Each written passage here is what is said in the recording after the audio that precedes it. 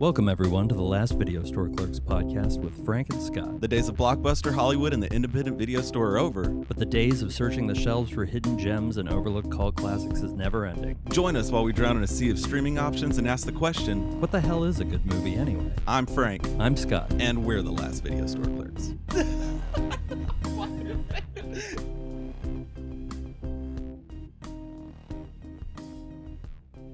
I saw a video of Dave Mustaine, and I don't like any story that starts that way. No, they were just like, somebody was like, yeah, and that Kurt, how do you feel about Kurt Cobain? And like, well, he's a good shot, or he doesn't miss. And I was like, what the fuck? Oh, that's fucking badass. Yeah, dude, I forget if he was like, well, he doesn't miss or he's a good shot, and it was old, so this had to have been like fresh. And I was like, Dave Mustaine gives zero fucks. We would be friends. We'd be good friends.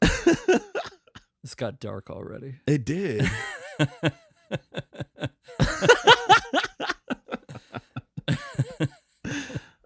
Oh man, this is gonna be a good one. Yeah, we're both in rare form today. Been through a lot, man. It's been a rough fucking day. Yeah, I'm just hanging in there.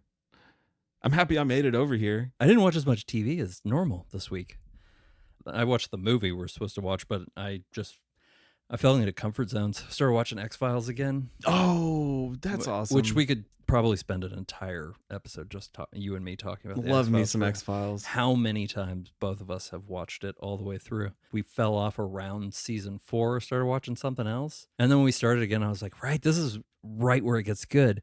Weirdly enough, kind of goes with this week's theme. I think where I'm at in the X-Files in season 4 is like 96, 97. And is it in between 4 and 5 when you watch the movie, or is it in between 5 and 6? It's in between 5 and it might be 4 and 5. It's 4, 5, and 5 and 6 is when you watch the first movie. Season 4 is where you finally get cigarette smoking man backstory. Oh, that's when they start diving into the what cancer man backstory, and when he Lee Harvey Oswald gives him that pack of cigarettes. The Morleys. Yeah, the Morleys. Yeah. Well, yeah. I mean, his story was deep. You didn't know that was coming. I feel like I think Vince Gilligan is a writer at this point. And like I was saying before about how like Vince Gilligan's really good at that sympathy for the devil thing. Mm-hmm. You really do kind of feel bad for the cigarette smoking man when you get to that point. I think by the time you get to current X-Files, you no longer have any sympathy for the devil anymore. And the fact that he's still kicking is probably just so real. Yeah. You know, like billionaire rich guys. Yeah, the asshole's still going somehow. The one who's done everything horrible in the world. Yeah, but I like that. He kills JFK and he kills Martin Luther King, but he won't kill the alien. Like, he's like, I'm not doing this one. Yeah, that's right. I almost forgot about that all the way. And I appreciate and that he's like a struggling science fiction writer. I forgot. That was the most humanizing shit to me, because I was like, oh my God, that's me. Sending off fucking manuscripts and hanging fucking rejection letters on the wall. Inspiration. Yeah, I just pointed it. That was my first rejection letter. Oh, yeah. I never knew. Yeah, that's what that is. Oh, that's good. Yeah, it's a form. They didn't read it. So today we did Armageddon. We'll start talking about it. What else, what did you watch this week? I watched a couple of things that I started the new Star Trek movies over again, the Chris Pine. I like them. They're good, and it's been a while. And that's the thing. And I'm into Star Trek. I'll watch any Star Trek that comes on TV. Yeah, see, I grew up with Next Generation on TV. Yeah, same. And my dad made me watch the Kirk movies when I was a kid. I had to find the old show and reruns and... Well, yeah, when at the video store, I think I watched all of the original series, and I was like, God damn, it's short as fuck. not very long. But the original series? Yeah, the original series. So many episodes per season, A lot, yeah. Aren't those like, what are they like? It's huge. It's such a big number for episodes per season. And those, I used to watch them. I used to stay up so late, and it was before I had a TV in a room at my mom's house. They had a little handheld portable TV. And this thing was black and white with one of those long metal wire antennas that you pull out. Yeah. I think it took like 8 AA batteries or something insane. But if I could tune in those local stations just right, I would catch that OG Star Trek in black and white on this little handheld. Well, I think what JJ Abrams got right with the new Star Trek was Kirk back in the day. He was this like corn-fed farm boy, football quarterback, barrel-chested guy. And to sell that character to us, I thought it was so perfect. He just takes his dad away. He just kills his fucking dad. And you make this angry Kirk. that our generation can relate to. And Dad was a Hemsworth. Oh yeah, I forgot all about that till I started, and I was like, think. damn. Oh man, and Zoe Saldana's in it. I like that she likes to do sci-fi. Yeah, Chekhov, R.I.P. Oh yeah, Anton Yelchin, man. Yeah, I was Fucking like, great. damn, he was so good in everything that he was in. He was gonna do things. So good. And I need to watch Green Room again. The guy who directed Green Room directed the Toxic Avenger movie. That's coming out. So I watched like new Star Trek documentary on Netflix, or that they're making right now. Yeah, and then an article caught my eye that was like, Toxic Avenger reboot gets R rating, and I was like, wait, Toxic Avenger Fucking reboot? awesome. I haven't heard shit about this. I always kind of hoped that if that happened, James Gunn would do it because he's a Troma guy. Because James Gunn's first movie was Tromeo and Juliet, which I don't know if you ever saw that. No. But they are brother and sister in that shit. Wow. No, missed that one. But I did watch those original Toxic Avengers. I saw the cast for this new one. When I was a video store clerk, I went through every Troma movie we had. Every single one. And we had a lot. He wouldn't let me make a Troma section, though. I don't know why. The Cronenberg trailer was the only other thing that I really caught me this time. What's funny? You were texting me about it. You're like, yeah, the new Cronenberg, and you start talking, and you talk about, and you never once said the name of the movie. So I'm literally, I'm online, and I'm like, yeah, Crimes of the Future. Yeah, I had to figure, but it was easy to figure out. Did you watch the trailer? You know what? The same way when I think I just got off topic because as soon as I did, I was like, ooh. Cosmopolis is on there. That's something that's on our list with Robert Pattinson that he directed. And then I think I saw somebody in that movie that was in what we just watched. We went down a fucking rabbit hole. I went down my own rabbit hole trying to find out what movie you were talking about. It's got Viggo Mortensen. It's got Viggo. Kristen Stewart. Kirsten Dunst fucks me up. Why you gotta be a Kirsten? Kirsten Dunst? Kirsten Dunst? I don't know. Kirsten Dunst? Slow motion running Jumanji. Fucking Amber Atkins. I hate Melancholia. Love Drop Dead Gorgeous. I love Drop Dead Gorgeous. I like Kirsten Dunst. I just say now Kirsten I'm confused. Dunst. I just say Kirsten Dunst. I was fucking with you. I didn't even mean to. Really. I'm self-conscious about it. Kirsten. I like her a lot. I think she makes good choices. Oh, she's great. Melancholia was. I fucking hate Lars von Trier. We've covered this though. Yeah, we won't go back and listen to the Killing of a Sacred Deer episode if you want to hear me just go on a rant about how much Lars von Trier is a fucking dick. I am so sick of him making slow motion running movies. Did Darren Aronofsky did Mother? I have a soft spot for Mother. I don't want to watch it again, but I need to watch it again to make sure I understood everything. I get it. But like I said before, black metal Cat in the Hat. That's awesome. Get out of my house.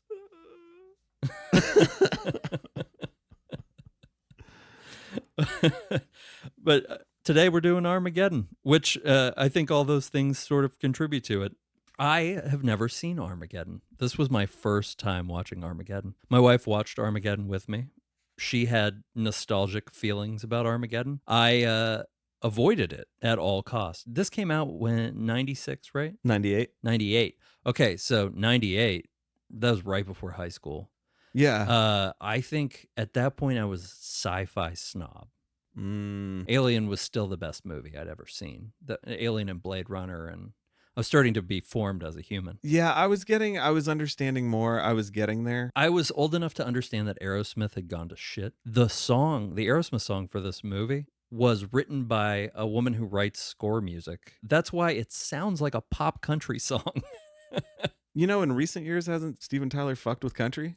I wouldn't be surprised. So you have nostalgia when you watch Armageddon. You saw Armageddon around the time it came out. I'd watch new releases with the family, with different friends' houses. I watched The Rock with Shep for the first time, another Michael Bay film. I somehow avoided this to the point where while we were watching it, like I didn't even see some of the things coming.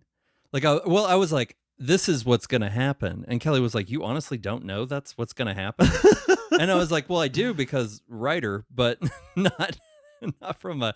Because I looked it up. The 6 fucking people wrote this movie. 2 of them came up with the story. 2 of them adapted that story into a screenplay. 2 more people polished it while it was being made. As you mentioned, it's a 90s action movie that had the budget. It had the backing. These 6 people wrote it. They brought in the posse. It's a horrible movie studio creation. Like, this is what we're going to do. This is the idea. Who are we going to get to make it? Who are we going to get to direct it? Who's going to fix the script? Who are we going to get to be in it? You know, that's what this was all about. So I avoided it. I knew that. I also knew that this was the only one Michael Bay has ever been like, I apologize for that one.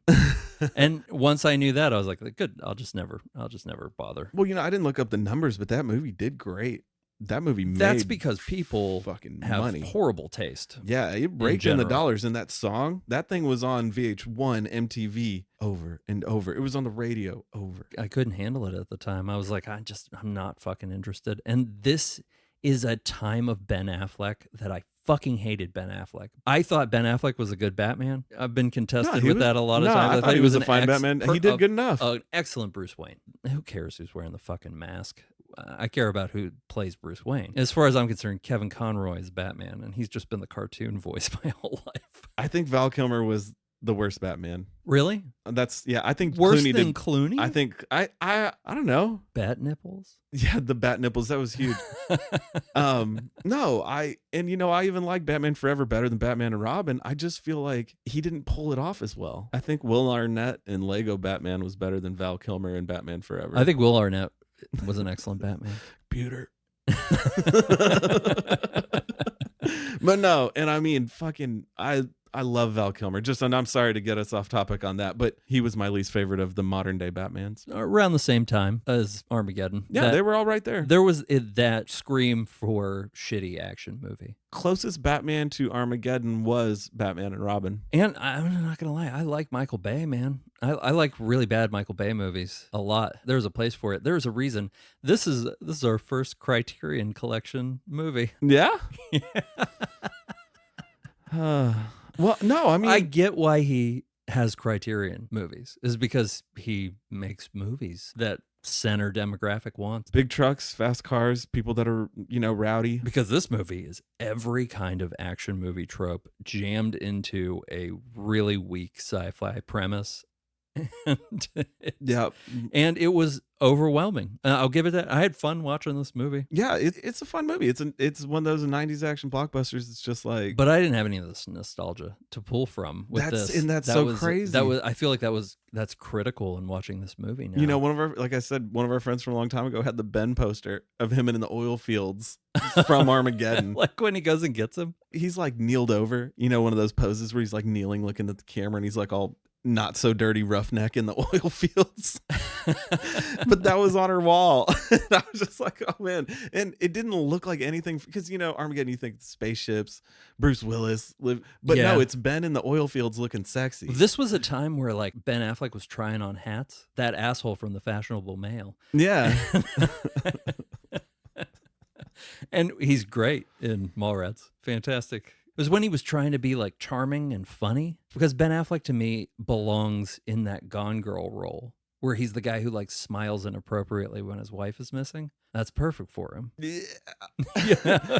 Well, yeah. And I mean, he's still seeing the side chick from school. I feel like that is Ben Affleck. It's definitely, because I mean, after that was like Pearl Harbor. Michael Bay again. Yep. Again. Yeah. And that one you've got Josh Hartnett was in it. I've never seen Pearl Harbor. Never saw Pearl Harbor either. Yeah. As much as, as well-rounded as my film you didn't catch all the Michael Bays? No, it's Did you ever see all the new Transformers? Not all of them. Not all of them? No, not all of them. Did you watch the Three Shias? I watched two, maybe. Okay. And I might have watched the third one too. Either one of the Wahlbergs? No, not even with TJ Miller in there. Oh yeah. And I love TJ Miller. Yeah, he's fun. He's hilarious. Yeah. What was the last thing we saw him in? Was it that Kristen Stewart, the Underwater? Oh, Underwater was great. Yeah. Oh, fuck yeah. I love that movie. That one was good. A Lovecraft movie in disguise. I really like that. But this, I don't know how I avoided it for so long, to the point where I really it's like, one of those movies. Yeah. It feels like a McDonald's movie. We're the same age, and it was one of those things. You just saw it. Like, I watched The Rock at Shep's house. I like The Rock. I love Bad Boys. Bad Boys is the shit. I like Michael Bay. Winners go home and fuck the prom queen. The audacity of Michael Bay is really cool to me. In every Michael Bay movie, you can watch him cutting corners. Where he's like, who cares? This was just top tier Michael Bay ignoring shit. he filmed this entire movie in 16 weeks, No way. which explains some shit because a lot of stuff is jammed into this movie. And Does that explain the timeline in the movie? Because that was one of my big asterisks. yeah, here, we'll get through the summary. But yeah, that was one of the things when I started the movie. It seemed like they were cutting every shot down to its bare minimum. The action hadn't started yet, but it was being cut together like an action sequence. And I was like, oh, fuck, I have to deal with Well, this. and he has this signature style to the way that he shoots, and I was looking for like a common terminology that's used, and the best thing that I could find was the hero shot, and it's when he does those 360 or like 180 pans. And I actually watched something in a documentary once about how other directors have tried to do it, and you can do it, but nobody really does it how he does. What was really weird was I didn't point out a bad special effect. Mm-hmm. I never was like, that looks terrible. Yeah, for 98, it was all good. I mean, there were some of the cockpit scenes. Dated for sure. Little Oh, rough. in the spaceship, inside the spaceship That's what I'm looked bad. Like it looked yeah. really. I don't even want to compare it to a Star Trek set because I think those are better. It's been a long time since I've seen Armageddon. Like, I can't tell you how long it's been, but I feel like I did watch enough back then where things came back a little faster. So I was able to focus on the fine details. Inside the spaceship, when shit starts rocking around, I almost wanted to watch this again because I was like, God, that was fine. This is like getting slapped in the face with Michael Bay. But it was a wicked looking asteroid, huh? Didn't you like that tail? Did you like the tail? Yeah, it looked cool. You didn't like it, did you? No, You're faking no. it. Just tell me the truth. I'm weird about sci-fi shit, man.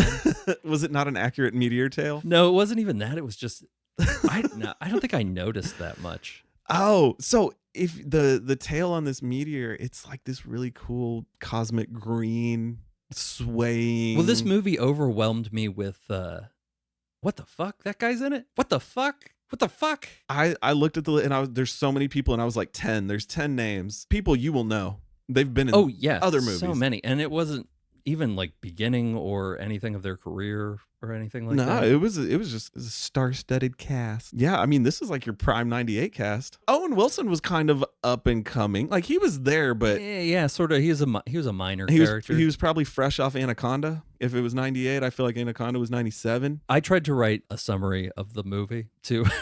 And as I was doing it, I was like, I'm going to fill several pages if I just keep going like this.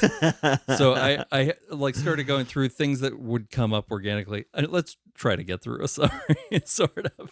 Oh yeah. Okay, so no, I'm not gonna lie. You had the names in the middle of the summary, so I thought that's what you wanted to do. I was trying. Well, I was trying to jam some things in there that I didn't have to. And straight up, not going to refer to anyone by their character's name because there's too many people in this.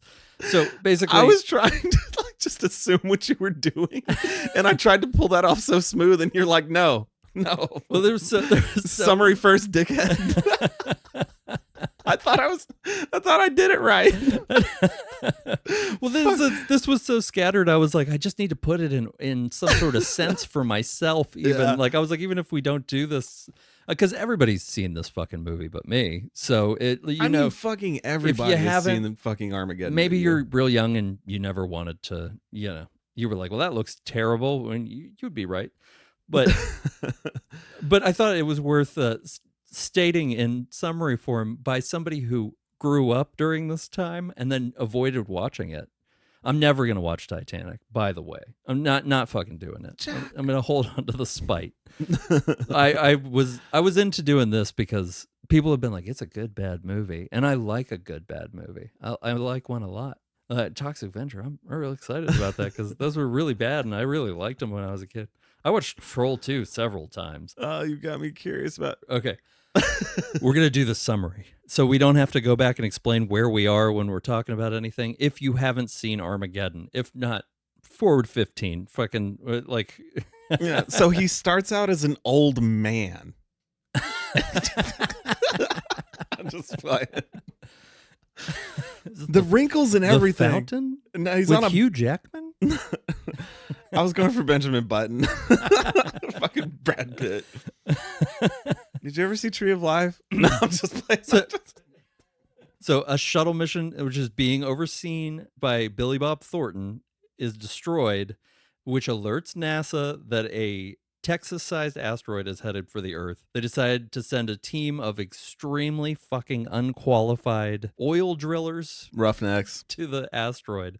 And to blow it up with a nuke so it splits in half. The drillers are played by Ben Affleck, Will Patton, Steve Buscemi, which was really weird. Owen Wilson. Kind of funny looking. Well, he's like a playboy in this. Yeah, He's like the playboy. Well, he's kind of funny looking. Yeah.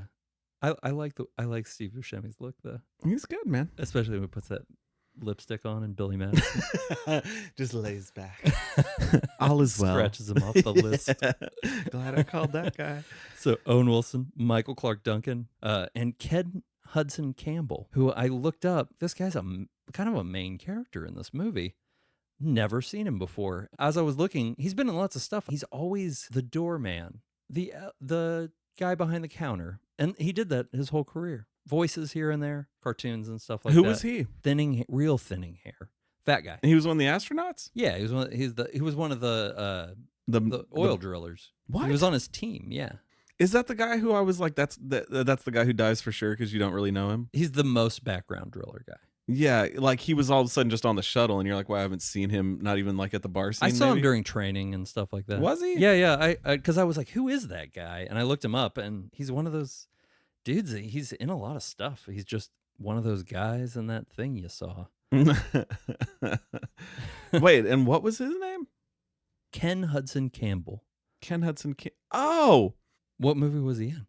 Down Periscope. Oh, I did see that. He was in Down Periscope with an actual name, and he wasn't just, server or something like that. But then after that, he was some guy in the background of a bunch of movies. Yeah, always. This was the only thing I think he was almost a starring role. Outside of Down Periscope. I can't remember Down Kelsey Periscope Grammer? too much. I remembered Kelsey Grammer and Submarine and golfing off the submarine. That's about And then he's got a tattoo on his dick. Oh, yeah. That's like a whole joke through the whole thing. Was fucking Rip Torn in that movie? Yes. Probably, yeah. Okay, I'm done. Sorry. Watched fucking Down Periscope too much. Yeah, we're going to change the name of this podcast to Almost Summarized. We finished the summary. We didn't. Join us next week. So Ben Affleck is dating Bruce Willis's daughter, who's played by Liv Tyler. I have a lot to say about that. Not the pairing or anything like that. Just the romance in this movie really bothered me. Don't want to close my eyes. I don't want to fall asleep. Because I miss you, baby, and I don't want to miss a thing. What?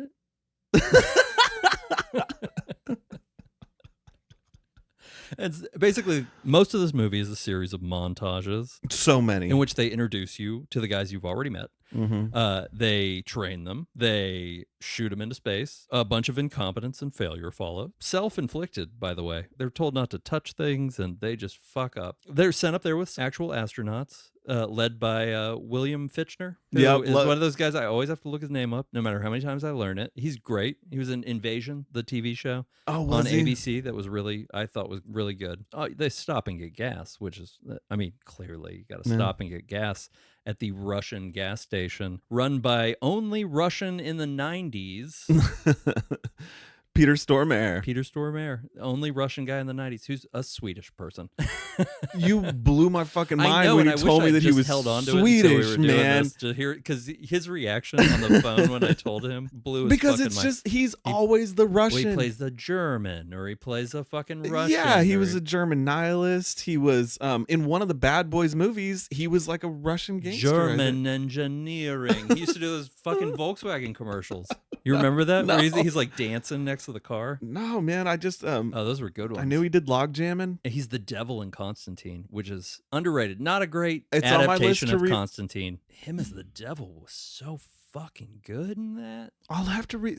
Constantine's one of the. I don't watch movies fucked up like drunker. I don't drink that, but somehow back in the day, I was somewhere fucked up trying to watch that movie, so it didn't stick at all. Yeah. And since then, I refused to watch it because I'm like, I need to sit down and watch it. You got to respect a filmmaker that goes in and cuts most of Shia LaBeouf out of a movie. Holes is great. You know, I have no frame of reference to Disney Channel Shia LaBeouf. I was too old by then. But me neither. I was pissed. I thought he was some guy who was getting roles that he shouldn't. It was like a really weird thought process that I had for a while. So really? Even just seeing him in like iRobot, I was like, eh. He was in iRobot? Yeah, real small part. And he's like the kid who talks to Will Smith. Too. Will Smith fucks up my favorite books. And then, yeah, and I mean, just something else. And I was like, fuck you. And then I have to rewatch the latest Indiana Jones too. I don't know if I need to, but I remember seeing Harrison Ford get mad at him in an interview for being shitty about the movie. Oh, no way. Yeah, and him being like, you're supposed to fucking promote the movie you're in, kid.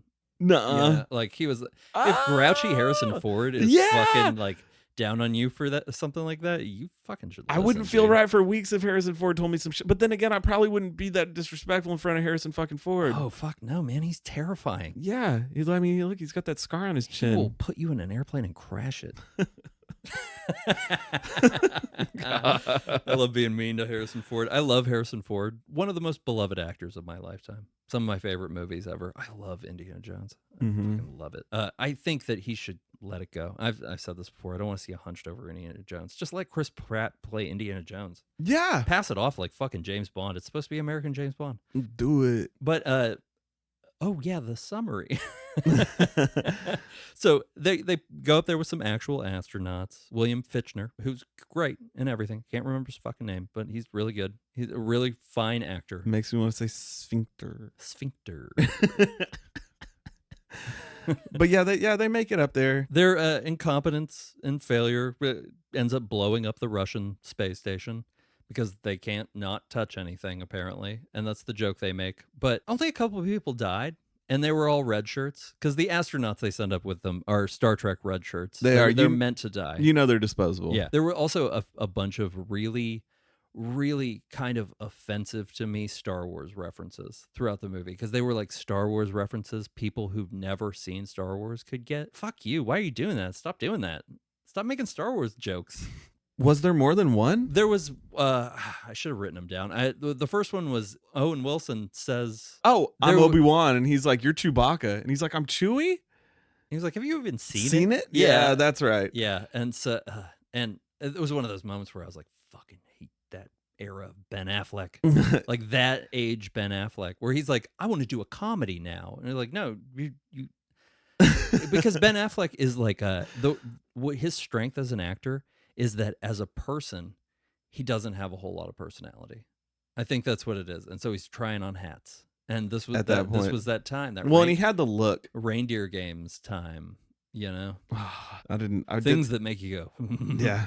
I watched Reindeer Games once. That's good. Yeah, same. I did once. I'll be good. No, but I think that part of the reason I didn't watch this movie was I was avoiding Ben Affleck at this point in my life. Anything Ben Affleck was in, it was probably not very good. And that was like before Paycheck? Was that one? Oh, that's another. That's a good short story. Philip K. Dick short story fucking ruined. Oh, no shit. Paycheck was Philip K. Dick? Yeah, Philip K. Dick short story. Yeah, that movie was fucking trash. Yeah. It's in the same short story collection as Total Recall. Damn. Yeah, and Minority Report as well. Last time I was reading through those, I got interrupted. I put it down and didn't pick it back. They're really short, and then they make really long movies out of them. Like Minority Report is like a few pages long, and the movie like should have ended 10 times. I liked Minority Report, but like you could just chop the end of the movie off, and I think it would be a better movie. I think that way about a lot of things. I also think that if at the end of Forrest Gump he beat Jenny to death with like a ping pong paddle, it would be a better movie. People get really mad at me about that. Then he Jenny, you saddled me with a child. And he's gonna see dead Who's people. gonna take care of me? Oh, he's real smart. This fucking summary is so long. So they slingshot around the moon, which I don't think has been attempted at this point in history. The International Space Station isn't even in the air yet, which is why they have to go to the Russian space station. Who refills the gas at the Russian space station? They send up supply ships. Okay. I don't know. It makes sense, right? I realize this is going to be a lot of me asking you questions and just having to accept that there's no answer. Oh, but I can give you an answer. I plan to ask the questions. Yeah, they send supply ships. They're unmanned, because they just have to release the payload and they can bring it in. By the time they land on the asteroid, the people of Earth have decided that they're probably failed because one of them lands 26 miles off course. The other one doesn't land. Oh, right. They got hit by some, like stray asteroid shards. Yeah, kills one the of them hits bulk the of engine. The red shirts. Just leaves a couple. Yeah, red it takes out a whole ship. What was it? The Independence went down. The Freedom made it. The two ships were the Freedom and the Independence. Yeah, Independence wrecks. while trying to land on the asteroid. Freedom lands 26 miles off target. That clears up my first question, which was, I remember them being like, whichever team gets there first. Well, hey, in hindsight, when they were lifting off, like right before liftoff, Bruce Willis is like, I hope your wills are up to date, or hope you wrote your wills or something like that. And I'm like, oh, it's fucked up, because it's more than like a precursor, you know what I mean? Foreshadowing. Yeah, about 20 minutes into the movie, I was like, so Bruce Willis sacrifices himself. And Kelly was like, really? You don't know that happened?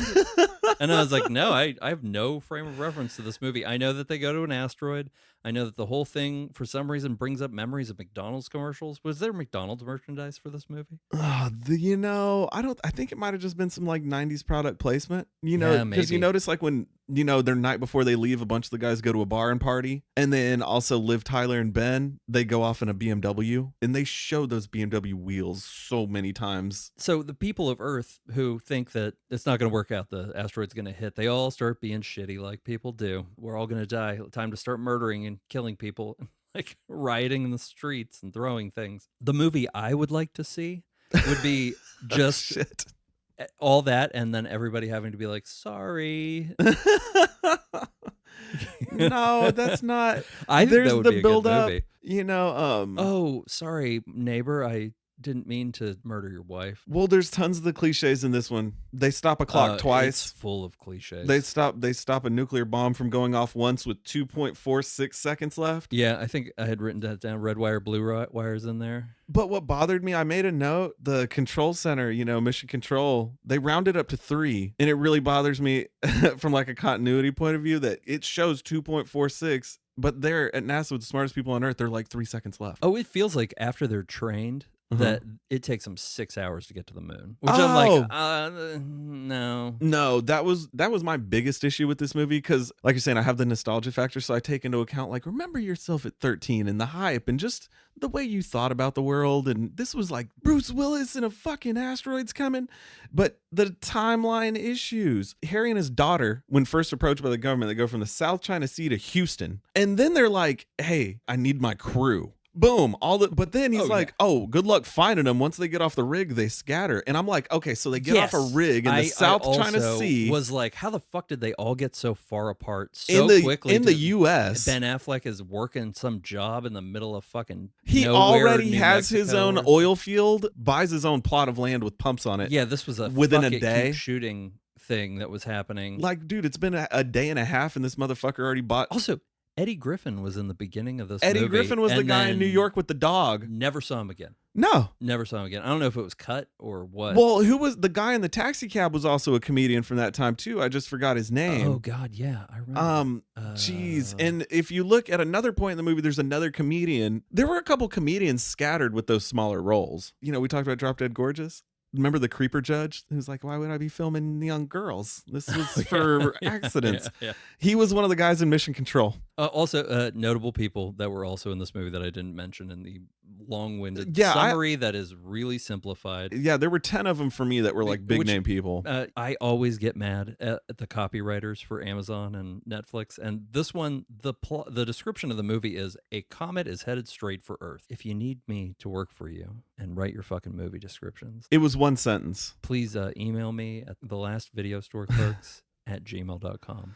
I will write your fucking video description. Way better than a large asteroid is heading directly toward Earth. Yeah. That was all that the description said. But if you had to write a summary of the movie like I did, it's not going to fit in that fucking space. I'm a copywriter, and I couldn't have fit this much shit into it. I bet I could do it in 2 sentences. I could do a little better than that. You could do it in 2 sentences. Yeah, man. for sure. I have faith in you. For sure. What I remember them pumping about this movie was the love story, though. The Steven Tyler in the background singing. I also remember, even at, what was I, like 12, 13 years old at the time, that I was so weirded out. Steven Tyler was singing a song like this over his daughter making out with Ben Affleck. And also Bruce Willis's reaction to them being in bed together was really strange. When he walks up on them and they're in like the shuttle straps. And when they introduced the relationship at the beginning of the... Well, and just to double back a hair, but do you remember the other Aerosmith video she was in? Yes. Crying and Crazy? Crying and Crazy. Yeah, it's fucked up, man. Alicia Silverstone's in those too. Yeah, she's in them too, and that's cool. But like his daughter's in there and she's pretty... scantily clad. And especially for the 90s when that shit wasn't like, I mean, I feel like it would be more acceptable now than it was then, but it's still got a weird kind of factor. To be fair, the 90s was a little more off the chain than the 80s. The 80s is a very repressed time in movies, and you gotta like it. Everything you have to like. Yeah, I mean, I've seen Robert Palmer music videos. Yeah. You know, I think you fucking talked about Max Headroom a while back. Max Headroom? Yeah, Max Headroom. Yeah, sorry. Max blah, Headroom's blah, blah. an anomaly. Yeah, the 80s was something different. The 90s was something different. It was just weird. I mean, it's cool to be proud of your kids. That was really weird. It was just a real weird misrepresentation. I don't know. Yeah, it put a sour taste in my mouth about Liv Tyler's career in general. Like, generally when she popped up in something, I was like, I feel weird about you. I mean, the first one was what, Empire Records? Empire Records for sure. Yeah. By the time she was in Leftovers, she was fantastic in Leftovers. Yeah, not bringing her A game in this one. That fucking animal cracker scene though, on the belly was the most upsetting thing I've watched in years. I was so upset. Watching Ben Affleck try to be a human, and then he stuffs it in her diaper. Those are some weird panties, man. You saw it too? I saw it too. Okay, yeah. Because I'm what the fuck was that? They were like puffy. Because I feel like even then chicks were still into the French cut thing, you know, like it was higher up on the waist, if anything. You know, and that's fine. Or they were thonging it already. These were like the panties. She was panties. like wearing like a long dress, and at first I was like, a summer dress slip or something. I felt like it was a summer dress. Kelly said that you wouldn't wear a white slip under that dress. No, it's like a summer dress where if anything they're going commando under there. I wouldn't have pointed it out, but he tucks one of those cookies into the hem of her underwear for some reason, and he doesn't go down to get it either. Which also bothers me a little bit. You want to learn to be a person, Ben Affleck? Get that fucking cookie back. Well, and I mean, that's totally a middle school thing. I feel like early, mid 20-somethings wouldn't be flirting like that in a field before he goes on a mission to save the world. Weird. They wanted you to know that was a BMW. That was one of those things. Yeah, what was the lights in the tree in that scene? And then they reflected really down on the car? Yeah. I'd never noticed that until last night. Yeah, sometimes when I watch things from this era too with like a sound bar and a nice TV, like weird sound anomalies happen. It's happening with the X-Files. Anytime they're in a big room or like in an autopsy Do you hear background room, noise? I can hear like so much reverb happening. Oh. And I was like, Jesus Christ, you guys really fucked this up. But I never would have noticed that on a regular TV speakers. See, my surround sound is where I play video games, not where I watch movies. Or archaic TV, I should say. Damn. The animal cracker thing was disappointing. You know, they had the classic, the bar room. Every time there was any sort of romance between them in this movie, I shuddered. It was horrible. Well, like you're saying, Bruce Willis goes to look for him. He finds him in the scrapyard, like about to bang down, it looked like, and he kind of watches a little bit longer than is appropriate for a father. Yeah, I mean, if anything, you scream like, "Hey, get your fucking hands off her!" What he was trying to convey, or you walk away immediately. You don't. I get what he was trying to like. You chase this kid with a shotgun, though. Yeah, at the very beginning of the movie. Yeah, an oil tanker, not an a safe oil place rig. To shoot They're a on an oil the rig. Yeah, there's some high pressure lines there. Mark Wahlberg would be pissed at you, right? Deepwater Horizon. I've seen it twice. You've seen it twice? Yeah, long story, man. I had HBO there for a minute. These animal crackers really upset me. People other than Peter Stormare, who's always great. The Russian. David Keith. David Keith, he had a fucking line in this movie that wouldn't fucking fly today. I'm pretty sure Tropic Thunder. Oh, yeah. Do you have that one? Mm-hmm. Can I say it? I'm going to say it. Just say it. Keith David, he's a fucking what, general? Yeah. He's a general, Air Force general? 5-star general. And they're talking about, you know, like, hey, these guys barely passed the physical. And he's like, the fate of the planet is in the hands of a bunch of retards I wouldn't trust with a potato gun. And I was like, what the fuck? I was like, I had to rewind it and listen to it again. And I was like this was 98. It's like fucking Keith David is a general. I'm so glad you had that. The other general that comes to get Bruce Willis had the most beautiful eyes I've ever seen on a man. The one who went on the rig to fetch him? Yeah, he's only in that one scene. Also, 2 shuttles cannot launch at the same time. Not that close together.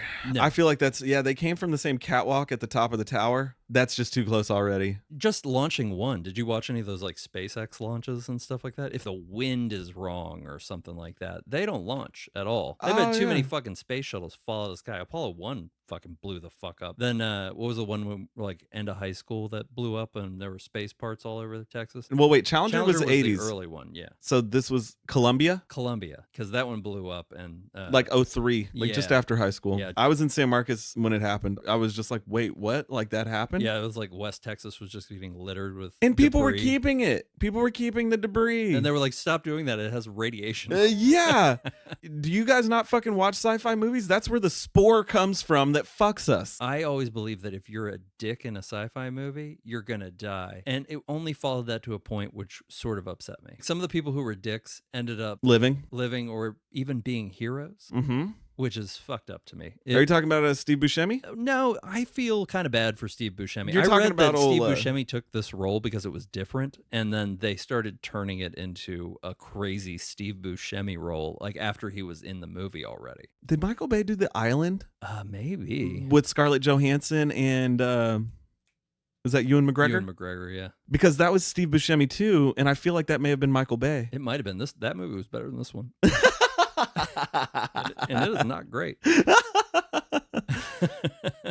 The training montage went on longer than the setup of the movie. I did the psychological testing, though. Oh, my God, yeah. I don't know. This room, though, man. Will Patton in the room. The entirety of NASA was, like, full of that, like, spiky floor thing. Uh-huh. And then when we were watching it, we were both like, did they do that to prep them because the Astro was going to be spiky, too? You know, my whole thought was it was for effect. Well, they really shot this at NASA. Because Top Gun was a good recruiting thing for the Air Force, that's how they convinced NASA to let them shoot. That it would be good for recruiting. That it would be good. But now NASA shows it to management to get them to find the mistakes they made. No way. Like all of the fuck ups that these astronauts make. Yeah, man. I've seen Apollo 13 with Tom Hanks. I know how it goes. I'm a fucking pro. Oh, yeah. You know, and that's back when Ed Harris was at Mission Control. So, fuck, man. Yeah, and then when they get up there, I think it's important to point out that then Plan B goes into effect, which is just like the evil government trope. They're like, we're just gonna blow the bomb up. We're gonna fucking even though nuke it's it on the not surface. Gonna help. We're going for it. Gotta try something. And they're up there. Then I already forgot his AJ? goddamn name. Ben Affleck? No, the actual astronaut that is with them. Not Peter Watts? Gunther? William Fitchner. Oh, the pilot. Yeah, so William Fitchner, and there's also no light delay. He goes all them. Michael Biehn Abyss. Yes. Yeah. Yes. But he opens a compartment that is very large, that is holding a loose loaded gun and an envelope with instructions in a spacecraft. That's right. It's not held down. It's very not good point. Pressed into foam. It's just in a fucking it's like there's like no put it in a space drawer, holster mounted on like the it's side. all good. Very good point, man. God, that really fucked with me a lot. The gun was perfectly placed. You couldn't just fucking tie it down or something, make him detach it. Even the police have a strap that keeps their gun in their pants. Yeah, there could have been a cool like space holder inside the holster inside the safe, or just put foam in there like a gun case or something. This just a loose fucking 9mm. Also, the rovers that they have armadillos. When they get there, the armadillos, excuse me. They're armadillos that have fucking machine guns attached to them for some reason. Yeah, why was there a minigun underneath the nose of the fucking armadillo? Because Ben Affleck shoots his way out of the garage. The crash ship, the Independence had crashed, but there's a couple of them. Owen Wilson, he's gone. The other random guy, not the guy you were talking about, but there was another random. Did you notice? That's who else. He was an astronaut. He was a red shirt. He was the other one that died. But yeah, so they're dead. It's Ben, the Russian, and Michael Clarke Duncan. Those are the three survivors. And that minigun, where did it come from? I almost rewound it to see if it was there when they were training on Earth. Well, they definitely let Steve Buscemi fire it a whole bunch later from another... Well, see, and that one's different. That one's like a turret mounted. Why are they there? Were they expecting aliens on the fucking... So my best asteroid? Explanation is while it was NASA, the military is definitely tied in with NASA, so you have to have plan B, like Space the loose Force. gun in the safe. Space Force. Because if there's one thing you know about America, there's going to be guns just in case. Just no real good way to store them. You know, I mean, even what is it? Alien versus Predator? You know, they're going to explore, and then those dudes drop the suitcases that turn into assault rifles. Everything on a spaceship is tied down. Come on. No, I didn't even notice that, man. That loose pistol was perfectly placed on top of that folder in the safe. Oh my God, the fucking envelope is tied down in the little gun safe. Yeah, but the gun is just in there.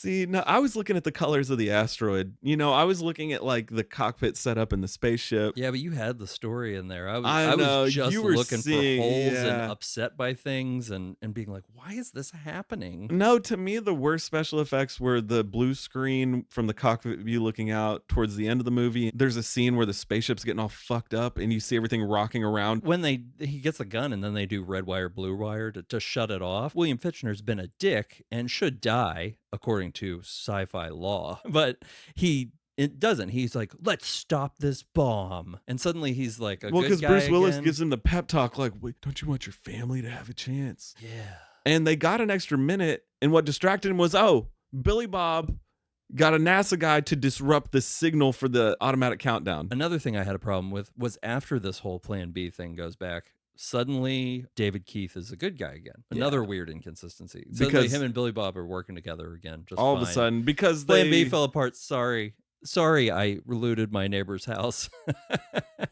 Yeah, and I mean, some version of that happens with everyone. It's that whole thing that doesn't really happen in real life with a soldier disregarding a direct order. So really, other than Ben Affleck and Bruce Willis, no one actually contributes anything to this mission at all.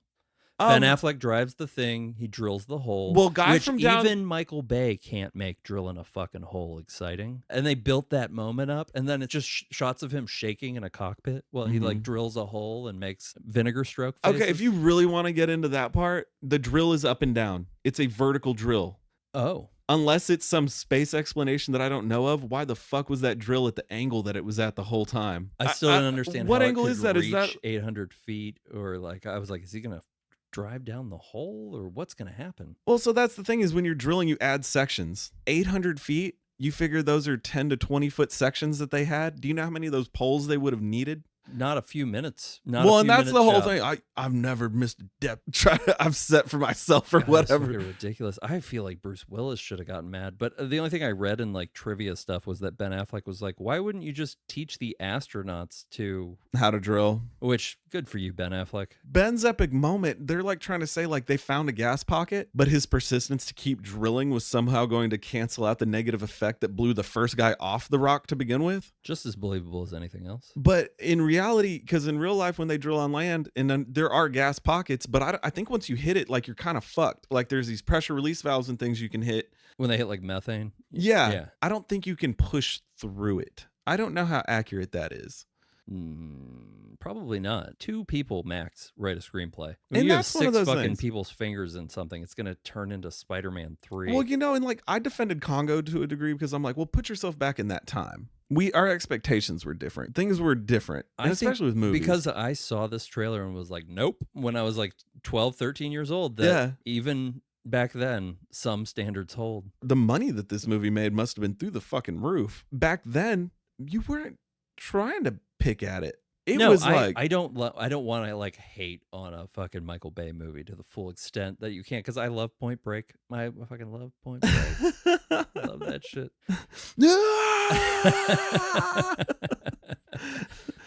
Oh man. Oh, another thing I would like to point out. So Will Patton goes and like visits his wife and is like, my boy's going to be proud of me. And like that doesn't tell her that he's like going to go up into space and stuff like that. He's like, but give him this. You don't have to tell him who it came from. Yeah, who is April O'Neil from Ninja Turtles. That is April O'Neil from the first one. Yeah. Wasn't she in a bunch of 90s shit though? Oh, like, yeah. She was tons. like the mom, right? She's popped up in a lot of things. Is she the fucking mom in Halloween Town? I don't even know what that Sorry. is. Okay. Olympia's younger than me. So there's this whole Halloween Town thing. I have no frame of reference to that. What? It's like a kid's show. It's like a kid's movie. Okay. I think it might have been It's like Disney. Her Ernest Scared Stupid. Yeah, there ended up being more than one. Okay. And so Halloween Town was like this whole thing. Yeah. Fucking way to go, April O'Neil. Find your 1st April. Find your niche. Yeah, You're the fucking mom. Not Paige Trucco, April. I'm just gonna call her April O'Neil. I'm Paige gonna call Trucco. everybody else by their proper name. That's the second one, 100. Paige Trucco was the replacement April. Yeah, who in was part the mom 3. in the 100. Yeah, Clarke's mom. Oh, Steve Buscemi's Space Dementia. Oh, is there such a thing as like early onset space dementia and then space dementia that I looked it up? The first instance of space dementia ever on record. Ren and Stimpy. Shut up. Shit you not. It's the first time it comes up. It also comes up in Firefly. Oh. Which is weird. Uh-huh. But the train job episode. So that's weird. Wasn't that like the first one? It was the first one that aired, Okay. but it is not the first episode. Oh. I think it's like the second or third episode. Fuck. Well, Fox was trying to kill Firefly, so they aired the episodes out of order to confuse everyone watching it. And then Motherfuckers. looked at it and was like, look, no one likes it. No shit. Yeah, no shit. You fucking corporate fucks. Yeah, good movie. Wash didn't need to die, but great movie. I like when the fans come back, because I love Firefly. Well, I saw Serenity before I got to see Firefly. Oh, really? Yep. Threw me off like a motherfucker. I watched it. I was talking to my dude at the video store. Oh, really? Sam, man, my guy. Yeah, he's the one who told me about Earth Above and Beyond. Wait, is that the name of it? Earth. I Above watched and Beyond? Firefly when it aired on TV because it looked like the best thing. Oh. I was really excited about it.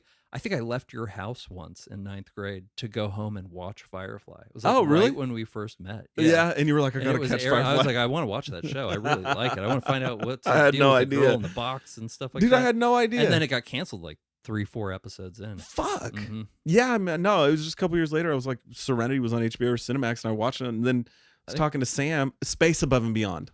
That's yeah, it. yeah. I always want to say Earth Above and Beyond, but no, he's the one.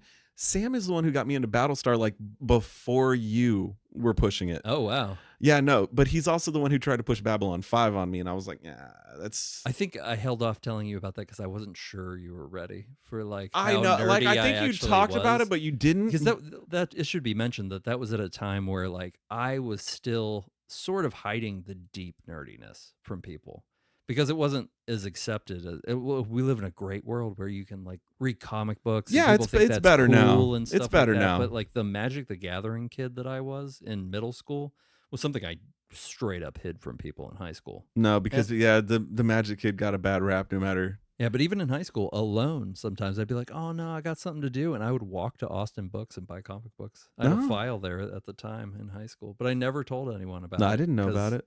It was a weird time to be a nerd, you know, that kind of nerd. And hard to explain to people. And then our friend Nick, at some point, he was painting Warhammer figures when I went over to his house. And I was like, oh, fuck, you're a nerd.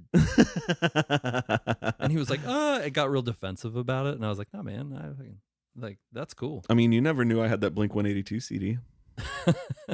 I hid that shit. That was my dirty little secret. It was the Blink 182 CD. I don't have much more about this movie. Fucking they fucking make it up there. Okay, they plant the fucking nuke. The fucking detonator gets fucked up. Yeah, it is what it is, man. Yeah, Bruce Willis has to, AJ, Ben pulls the short straw.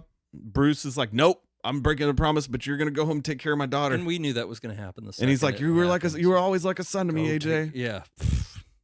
And he's like, oh, God. And then they exchange the I love yous. Ugly cries in the least. Yeah, Ben is ugly way. crying. Bruce is like doing a solid job. That was like as good a delivery as you could give for that. Bruce Willis is even when he's not doing a good job. A lot of the acting in this that I thought was bad, I thought it was a bad editing job, not necessarily bad acting. Except for Ben Affleck, it was terrible. And fucking, I know that Liv Tyler was also not good. I feel like another one of our reoccurring themes is fucking Will Patton. And he's been coming up a lot because he's in Outer Range and he's fucking amazing. But I mean, that guy has gotten around and he's done some good shit. Yeah, he narrates tons of Stephen King audiobooks. And does he? Fucking winner. Oh, that's awesome, man. Yeah, he has that voice. The Mothman Prophecies with Richard Gere. Random movie, but he was like the fucking guy that it touched. As I recall, he had a decent fucking West Virginia accent, which is a hard thing. There's back and forth. Like, I'll hear like a good West Virginia accent, and then sometimes I'm like, they should sound a little bit flamboyant. Well, it's funny because like when somebody says like, anything about West Virginia, Olympia's like, West Virginia? West I can't even, Virginia. she does it really good. Was your daddy a coal miner? Clarice.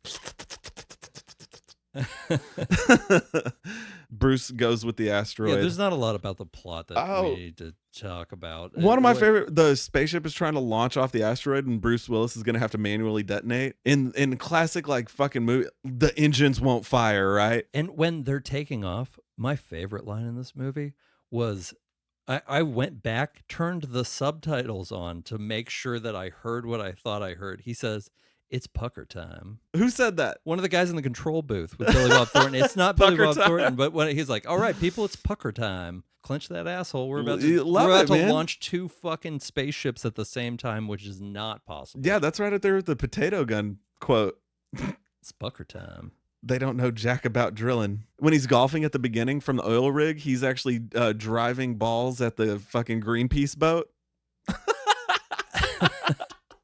I was like, Michael Bay. It felt like sort of a dry script, and then Michael Bay, like the script was like a bag of like really crummy trail mix, and Michael Bay just started pouring fucking M&Ms in there. Yeah. And then by the time you'd eaten all the M&Ms out of the bag, all the walnuts were all bitter. Well, hey, how about like the guy who's, NASA mentions that they don't have the budget to track these things, and so it's like that do-it-yourself dude with the big-ass telescope, and he's like, hey, the guy who finds it gets to name it, right? He's like, I'd like to name it Dottie, after my wife. She's a vicious, life-sucking bitch from which there is no escape. Oh, but I forgot what the whole point of me saying that April O'Neil pops up in the thing is at the end of the movie when they come back, because they make it back to Earth, his fucking fair weather wife, who's just there all of a sudden. He did something that he said he would do. You know what? Now he's a good father. So after what, that kid's like 4 or 5? So after withholding this kid from him for she's been several lying years about it. He was like the mailman or something like that. He's just a salesman. Oh yeah, he's just a salesman. Because they still have door-to-door salesmen in fucking 1998. They fucking still have them now, man. They can't fucking read no soliciting signs. No, those are just guys who want to sell you new windows. Yeah. Also, Steve Buscemi wanted to die on that asteroid. He did. They could have just let him do it because he was acting crazy. But the space dementia. Space dementia, yeah. That's I don't recall. That's the equivalent of that. Yeah, there's so many other things that we could jam into this conversation, but that's what this movie is. It's just a bunch of fucking tropes jammed down the throat of a weak sci-fi script. Did you happen to do any research on Deep Impact versus Armageddon? No, I like Deep Impact because everyone fucking dies. They accomplished the mission to a degree. So not everybody dies. Yeah, it had a little more prestige. You had Morgan Freeman as the president. But I just wish today was not such a fucking crazy day so I could have done more research on this. But what happened with Deep Impact and Armageddon coming out at almost the exact same time with such a similar storyline? Deep Impact flopped pretty hard at the box office from what I remember. But I feel like these had to be in production at the same time. Oh yeah, maybe that could explain a lot of things, that they were trying to shove this movie out before Deep Impact could get out. Mm-hmm. It's one of those things like fucking Observe and Report's script leaked, and then they shoved that Kevin James movie out. Paul Blart. But then, you trying to get me to watch Becky.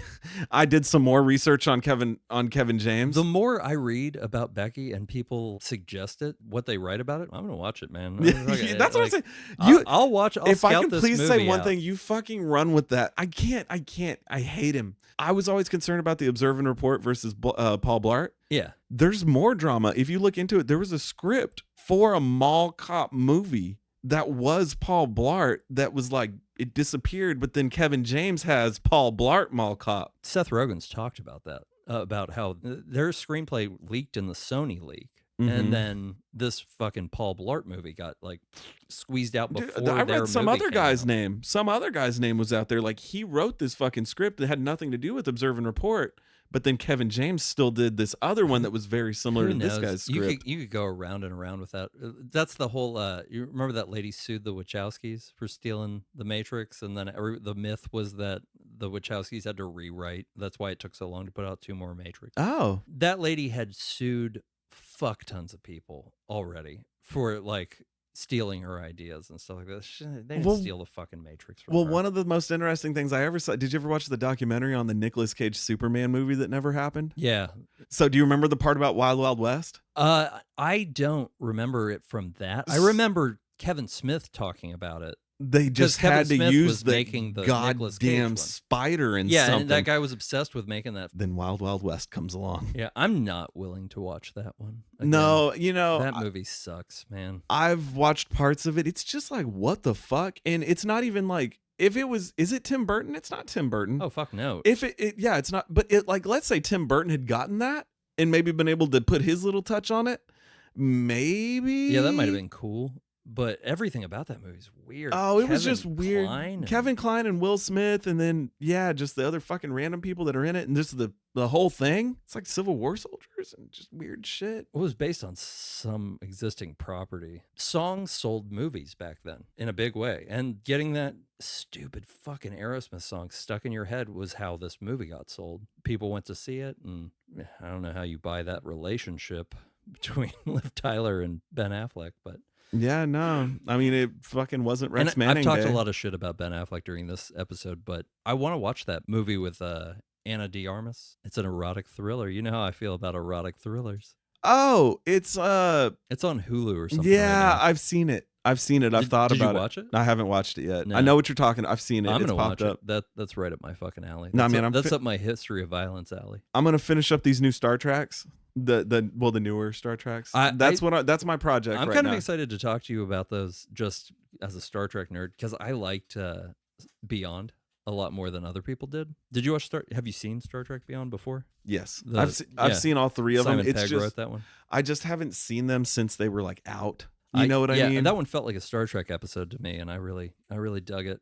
A friend of mine who was a video store clerk with me, he just saw it for the first time. He's older than I am. He's in a band. He was like on tour in Europe or something like that, and on a plane he watched Star Trek Beyond for the first time. And he made a lot of jokes that like I was like, God, you have to be me and you like nerdy to fucking get those Star Trek deep cuts that he was making jokes about. And damn, yeah. I thought it was a really good Star Trek movie as far as Star Trek movies go. You know, Well, I tried to start Next Generation again a while back. kind of hard It in the is. beginning. Olympia stuck with it for a while. Man, if you she can- kept going. If you can kind of figure out how like comic books do event series, so Yeah. like comic books will start to cross over and stuff like that, like Batman No Man's Land, and so Mhm. they'll bring all the Catwoman series into it, and there'll be offshoots or like the Hope saga in X-Men where like all the mutants start to die and there's only a few left, and Cable finds like the last mutant born, and like all of the X-Men comic book series, the X-Force and all that stuff, they all converge on something. If you do that with Star Trek and you figure out the story arcs, even though I really like the really shitty in-between episodes, like the ones where they like go into the holodeck and play Robin Hood and shit like that. Like I really love those. That's Star what I Trek call the episodes. filler, like a filler episode. I like those. It's the same as like X-Files. I really watching it now. I really don't like the episodes that are storyline with. You the don't like the black core shit story? that goes in. No, I want the Monster of the Week stuff. Yeah, I get what you. When I was young, I lived for the core story. Well, you were waiting for it back then. Because it was something that was happening. all It was you happening. had But to wait now, for. yeah, dude, that freak show episode, Yeah, and like the Millennium crossovers and stuff like that. But Cerulean Blue. those things don't hold up. Wait, Cerulean Blue. Yeah. Or Cerulean like Blue. I haven't gotten to it yet, but the episode I always bring it up because it scared the shit out of me when I was almost a little too old to be so freaked out by it. But they go to West Virginia and the guys at the Fountain of Youth with the red eyes, And then that the tree. disappear in the Yeah, woods. no, Fucking that one was scary. creepy as fuck. Yeah, and those Monster of the Week episodes are really where X-Files excelled. Yeah, some of those were they were creepy. Yeah, even with the new X-Files episodes that they made, the Monster of the Week ones were the good ones. The one with Reese Darby and Kumail Nanjiani is just one of my favorite episodes of the X-Files ever made, and it was one of the new ones. New ones. I see, and I'm not as familiar with those, so they're not as, I like that too because at that point, David Duchovny and Gillian Anderson are both so comfortable being those people that like I really felt good. But even then, the ongoing story stuff with their alien baby and all that shit, I Yeah. don't care. Yeah. I just wanted more episode of the week stuff. I liked when they brought the other two agents in, Lauren Ambrose and guy from Upload. They were Yeah. fucking great. Yeah. And when David Duchovny does mushrooms in the hospital. Oh fuck, I don't remember that. You should watch the new ones again. I need to rewatch. Are those still on Hulu? I think they just put them in with the In other with the- in with the- X-Files. Yeah, I okay, think that they would just make added sense. it as a season. Well, one of the things I always do, I always try and time it when the '98 movie or whenever it was out. Whenever that's out on a streaming platform, that's when I try and rewatch the show. So in between those seasons, I can watch the one of two movies that actually made sense in the series. By the way, we don't have a movie for next week. Oh, do you have this again? Okay. Frank is holding out both hands for me. He has them crumpled up. So I guess this is how we're doing it now. Give me this one. Maybe I'll think of a different way to do it every week. You don't know. Last week was several in a hat. Well, if you put it in your butt, I'm not taking my watch off. I'm gonna be like, you want a gummy bear? Apartment 143. Yes. So I don't know anything about this movie. What's this movie? It's a horror. It's a horror movie. I think it's a found footage or handheld. Okay. You love the found footage movie? I've found one that I haven't seen, and I believe that this one is like a 5.0 on IMDb. I feel like it's an in the middle. It's in the middle? Okay. Yeah, because we want to go for that in the middle. Yeah, I like that. I feel like it's an in the middle on IMDb. I feel like we've gotten into a rhythm too where it's like overblown Hollywood blockbuster. Yeah, I feel like Armageddon was like, I don't know if we'll always cover those. I don't know. It's just that you hadn't seen we it. We may never go that high again. Yeah, that's just a weird anomaly that I never watched. Yeah, and I think it's so interesting that you've never seen that movie. Who hasn't fucking seen Armageddon? Me. Especially when you're like our age. Yeah, we were that age. Now we were Armageddon. Me and my wife have never seen Titanic, either of us, and I'll never fucking watch it. Oh, not gonna do it. I'm gonna make you watch. No, Titanic. I'm not watching fucking Titanic. It's off the fucking table. Thanks everyone for joining us for the Last Video Store Clerks podcast. Be sure to leave a rating and subscribe. You can find us on Twitter at Last Clerks, Instagram at The Last Video Store Clerks, and you can find Scott at dispatchesfromthepit.com.